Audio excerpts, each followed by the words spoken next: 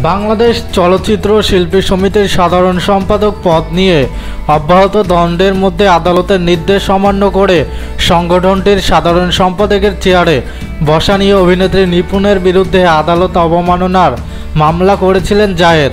জানা গেছে, সেই আদালত অবমাননার মামলাটি আপিল বিভাগের কার্যতালিকায় আছে।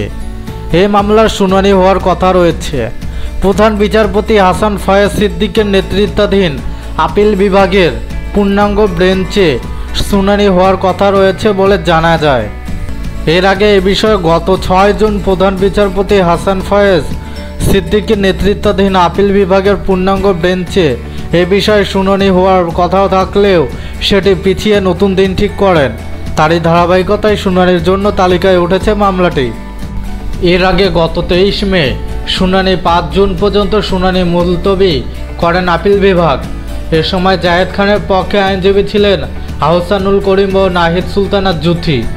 নিপুণের পক্ষে ছিলেন ব্যারিস্টার রোকন উদ্দিন মাহমুদ। তাকে সহায়তা করেন ব্যারিস্টার মোহাম্মদ মুস্তাফিজুর রহমান খান।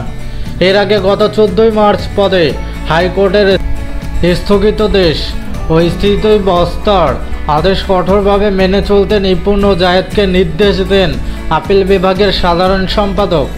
একই সঙ্গে 4 সপ্তাহের জন্য শুনানি মুলতবি করা হয়। পরবর্তীকালে প্রধান বিচারপতির অনুপস্থিতিতে আপিল বিভাগের বিচারপতি মোহাম্মদ নুরুজ্জামানের নেতৃত্বাধীন আপিল বিভাগ 25 এপ্রিলে দেওয়া এক আদেশে শুনানি 23 মে পর্যন্ত মুলতবি করেন।